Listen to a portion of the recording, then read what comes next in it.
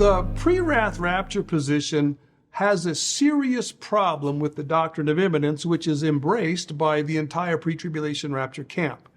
In their mind, when they associate the rapture with the arrival of the day of the Lord, like we see in Revelation chapter 6 with the sixth seal, there's a string of events here that are known events that have to happen prior to the rapture. If we don't see these events, we cannot see the rapture. The rapture is not imminent. So they think that the imminence is a very false doctrine that's deceiving and deluding the evangelicals who are pre-trib.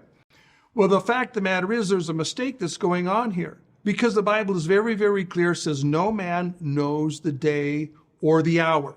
This is taught in the Gospel of Matthew, chapter 24. It's taught in a couple other places and not the exact same words, but the same concept. We can't know the day or the hour of the coming of the Lord for the church. So all we have to do is expose the error of their assumption here, and this is the error that they're making. When they look at the day of the Lord, they look at it like it's a monolithic block of time. And they think this is just the last few months, the last 6 months of the 70th week. This time of the day of the Lord comes in full blast, full bore, and goes out full bore. There's no degree in it. There's no increase in any way, shape, or form. This is a wrong understanding of the day of the Lord. The day of the Lord starts out with a morning star, goes into the dawning of the day, has the sunrise of the day, like in Malachi chapter 4, verses 1 through 3, and then has the day proper. The spiritual, prophetic day of the Lord operates just like a regular day. Once you understand that, we see in the sixth seal where we see these signs in the heavens, this is talking about the sunrise or the second coming aspect of the day of the Lord. Not the coming of the Son of Man or the coming of the Lord for the church at the morning star.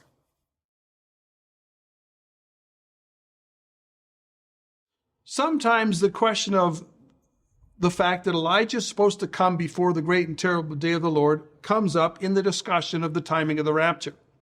Now, this is very critical for the pre-wrath rapture people because they're associating the arrival of the day of the Lord with the rapture. Well, for them then, that means Elijah is going to appear before the rapture. At least that's how some of them have applied it. Now, for the church, a very different thing, because Elijah can come in the middle of the 70th week. He can come at the start of the 70th week. He can come before the 70th week and still be after the rapture of the church. When we're looking about how Elijah actually fits with the day of the Lord and how it's going to work out that Elijah comes before the day of the Lord, we have to raise the question, are we looking at the aspect of the day of the Lord that pertains to the church, which is the morning star? Are we looking at the aspect of the day of the Lord that pertains to Israel, which is the rising of the sun at the second coming?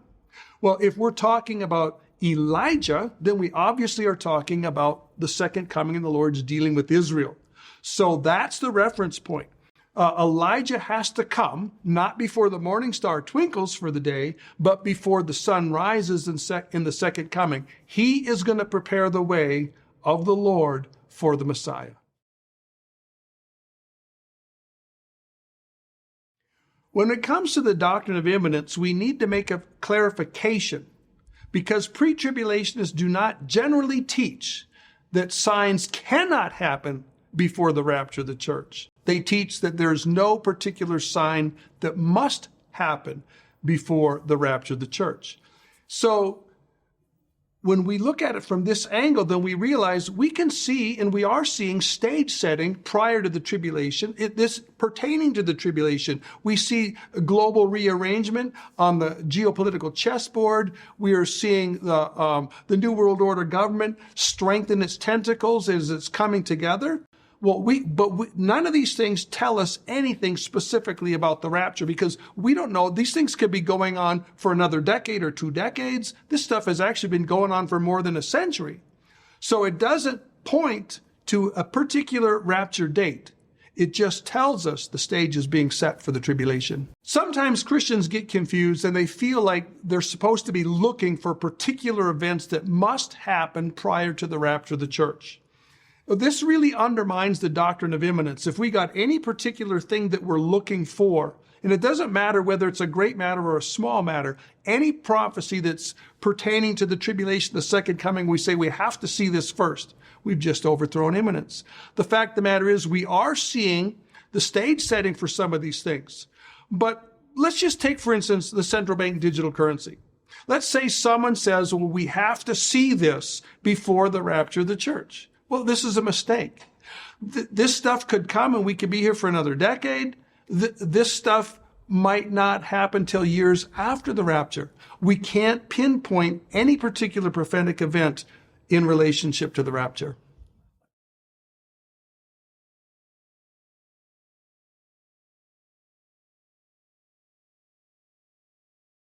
Well, when I look at 2 Thessalonians chapter 2, 1 through 3, which the pre-wrath rapture camp thinks is a very strong argument against the pre-tribulation rapture and a very strong argument for the pre-wrath rapture, they claim in that passage that the day of the Lord and the rapture are synonymous. The arrival of the day of the Lord and the rapture are virtually identical in time.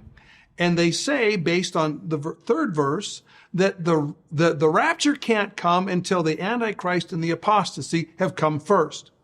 Now, there's a couple problems in this understanding. The first one I would point out is that the passage doesn't equate the rapture in the day of the Lord.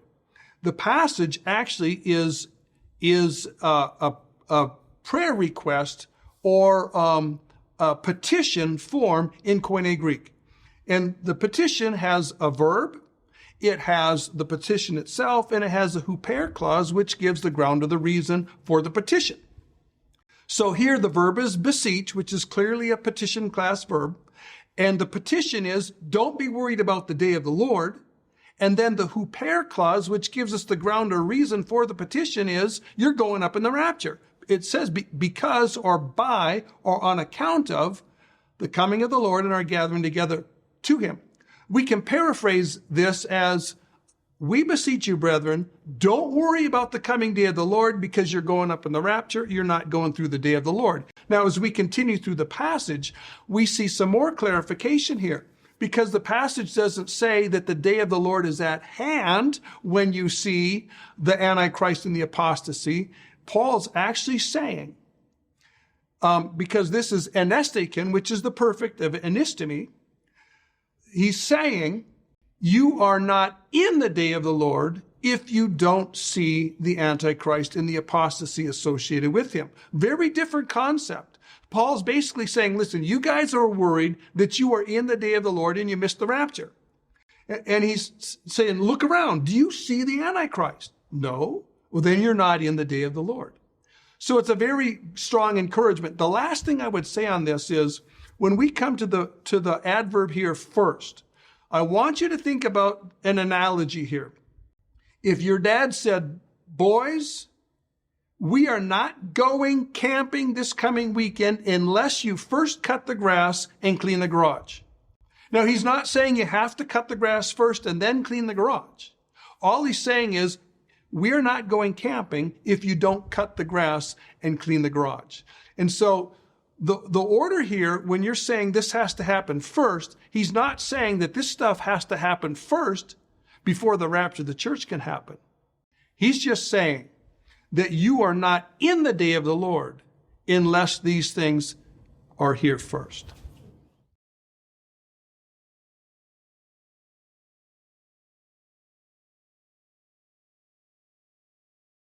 Yeah, well, when we come to Matthew 24, the assumption of the pre-wrath rapture camp is that this is the gathering of the church. And they raise an interesting question. They say, if this is the gathering of the church, if this is the rapture of the church, then imminence is received the fatal head wound, because we see a bunch of stuff happening here prior to the gathering, so it's prior to the rapture of the church. Well, they're actually making a few mistakes. The first mistake they're making is that if you look at the context is obviously gathering the Jewish elect at the second coming. We see that the temple is the holy place of God. We see that God is upholding the Sabbath to them. And we see that it's the Jews in Judea that are fleeing to the hills. It can only be the Judean hills or the Jordanian hills nearby. So we've got some serious problems that are going on here. Now, to me, when I look at this passage, I want to bring out that there's two gatherings of the elect in the last days. We have a promised gathering of the elect in the church, and we have a promised gathering of the elect in Israel. So when we come to this passage, we have to ask the question, which gathering of the elect are we looking at? And if we ask that question, now we have an obligation to look at the context and determine, are we looking at people that are obviously defined and distinguished as Christians from the church age, or Christians, followers of the Christ or the Messiah in the tribulation that are under the 70th week of Daniel?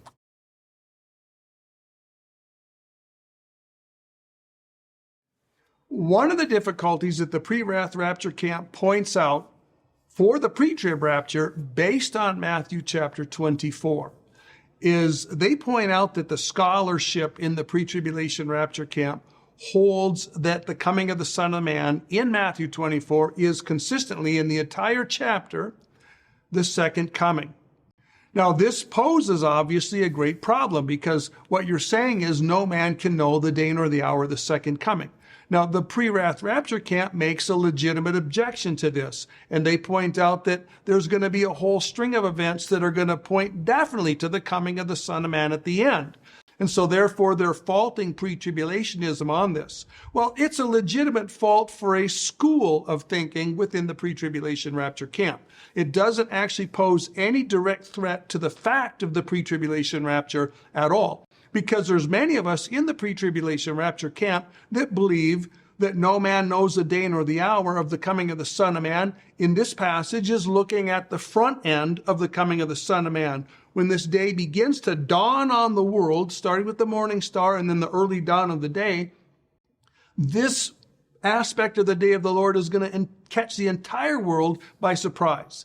And it's going to take a while for them to realize that they are actually in the day of the Lord, that God is actually judging the world, and that the vanishing of the church really was the act of God.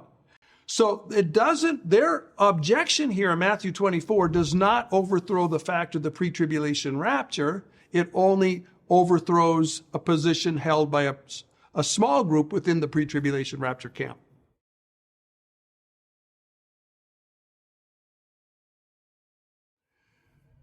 One of the passages that the pre-wrath rapture presents is very problematic for dispensationalists, pre-tribulationists in particular, is Revelation chapter 6, verses 9 and 10, where we are under the fifth seal and we see the martyrs under the altar crying out to the Lord to bring judgment upon the ungodly system.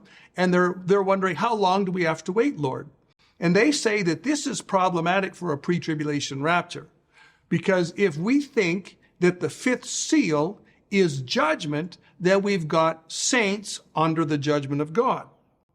Well, and they also say, according to the language here, that they're waiting for judgment, therefore judgment hasn't started yet. Well, I think both of these are assumptions that are mistaken. Let's start with the understanding that saints can't see the wrath of God. We have to make a distinction between the earthly people of Israel and the heavenly people, the church. They have different relationships to God. They're both saved under the new covenant by the blood of Christ, but they're different programs. The earthly people of God can be here on earth when God pours out his judgments on the last days. They're going to be providentially preserved rather than supernaturally preserved in the rapture. So it's a very different case. They can be here on earth to see the judgment of God. Now, and we know this because later on in the tribulation, nobody doubts that there's a remnant being preserved through the wrath of God here on earth at the end. Now, the second point that we have to deal with is the language here. They're saying, how long, O Lord, until you judge? The assumption is that the judgment hasn't yet started. Well, the language does not necessitate this. It does not imply this, does not require it. The language here simply, if we step back and let's paraphrase the idea. The idea here is you've got martyrs who've already suffered, and they're looking at a whole string of martyrs that they're going to be suffering in the future. And they're saying, how long, O Lord, until this situation is over? That's what they're looking at. And they don't know themselves, apparently, at this time, how long that there is left until the Lord is going to put a stop to the Antichrist, to the New World Order, to the hatred of the Jews, to the hatred of Israel, to the hatred of the Jesus of the Bible, to the hatred of the God of the Bible. And they want to see this come to an end. They're not asking, Lord, how long until you start judging this system? They're saying, how long, O Lord, until this comes to an end?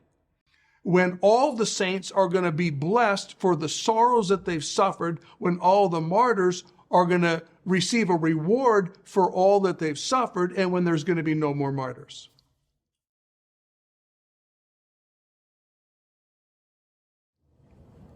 One of the difficulties that the pre-wrath rapture advocates pose for pre-tribulationism, they look at our system and they say that we are mistaken in our assumption that God doesn't work with Israel and the church at the same time. And they can point to different points in history, like 70 AD, where God's obviously dealing with the nation of Israel and he's dealing with the church at the same time. And they say, therefore, because God deals with Israel and the church at the same time, both Israel and the church can be in the 70th week in the future. Well, there's a mistake here that's being made. And that mistake is that, yes, God does deal simultaneously with Israel and the church. He's never stopped dealing simultaneously with Israel and the church. But that's not the issue. The issue is God working with Israel in the 70th week the same way he worked with Israel in the first 69 weeks? Or is he in the interim period where he's gathering, according to Acts 15, a people from the Gentiles for his name's sake? It's only after the people for the Gentiles are gathered for the Lord's name that the Lord goes back and redeals with the temple and with Israel. So this is the point that we need to make, is that during the 70th week, God is going to have a process that's the reverse of what happened after the 69th week. After the 69th week was closed, the veil was rent, and God put aside Israel as his earthly testimony, his one earthly testimony, and then he started in the direction of setting up the Gentile-dominated church as his program on earth. So the reverse of the rending of the veil in the temple is going to be the removing of the spiritual temple, which is the church, and then God can go back to dealing with Israel in the 70th week. So the issue is not whether God can or cannot deal with Israel and the church at the same time. That's a no-brainer. God has never ceased dealing with the nation of Israel since the cross. Never. But what is his earthly testimony? What is the economy that he is enforcing?